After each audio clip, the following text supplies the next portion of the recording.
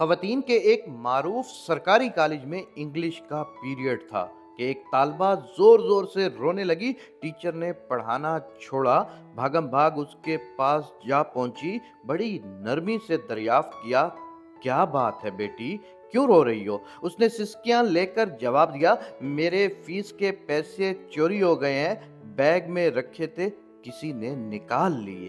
Teacher ने एक लड़की को इशारा करते हुए कहा, कमरे के दरवाजे को बंद कर दो, कोई बाहर न जाए, सबकी तलाशी होगी। टीचर ने सामने की 3 तलबात की खुद तलाशी ली और फिर उन्हें पूरी क्लास की तालबात की जेबें चेक करने और बस्तों की तलाशी की हिदायत कर दी।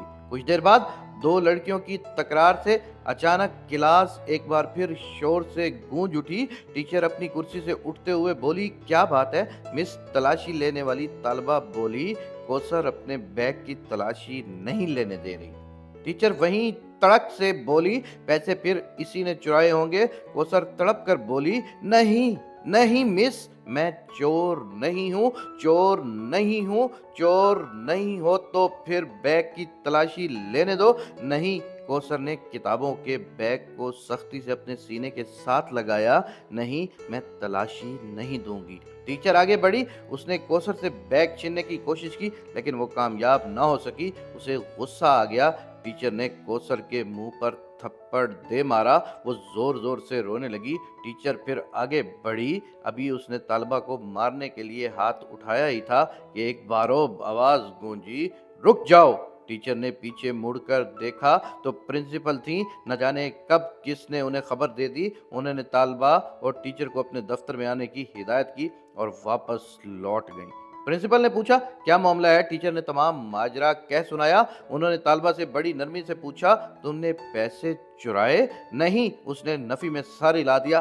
कौसर की आंखों में आंसू भर आए। बिलगर्ज मान भी लिया जाए, प्रिंसिपल मतानत से बोली, जब तमाम तालिबात अपने अपनी तलाशी दे रही थीं, तुमने इनकार क्यों किया?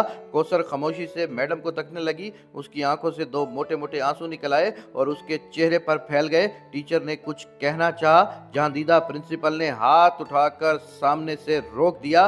प्रिंसिपल का दिल तालिबा का चेहरा देखकर उसे चोर मारने पर आमादा न था। फिर उसने तलाशी देने की बजाय तमाशा बनना क्यों गवारा किया? इसमें क्या राज है? वो सोचने लगी और फिर कुछ सोचकर टीचर को क्लास में जाने का कह दिया। प्रिंसिपल ने बड़ी मोहब्बत से कौसर को अपने सामने वाली रिशीस पर बिठाकर फिर इस्तगफार किया और उसने खामोशी से अपना बैग उनके हवाले कर दिया। प्रिंसिपल ने इश्तियाक, तजस्सुस और धड़कते दिल के साथ बैग खोला, मगर ये क्या? किताबें कापियों के साथ एक काले रंग का फूला पिचका हुआ शापर बैग भी बाहर निकल आया।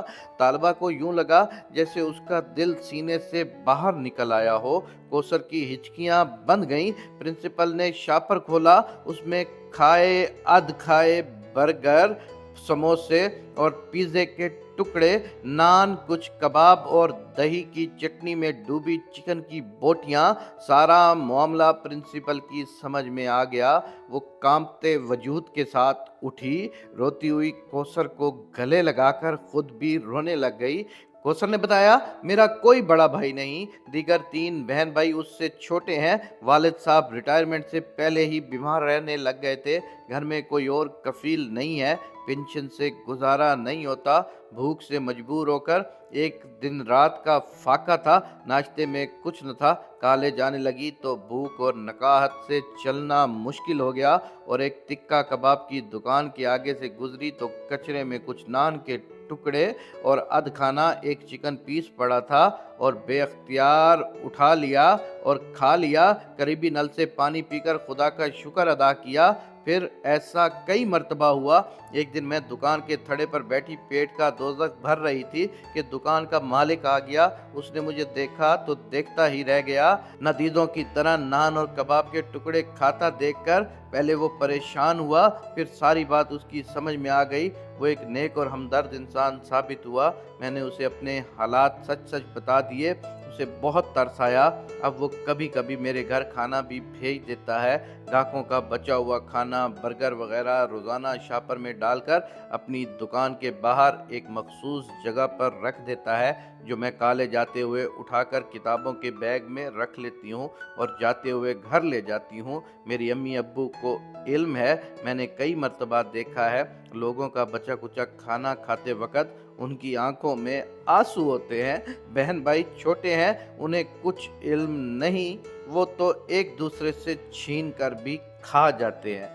खुदारा अपने इर्द गिर्द ऐसे सफ़ेद पोश लोगों का ख्याल रखा करें, ये अपनी इज्जत को गुर्बत पर तरजीह देते हैं।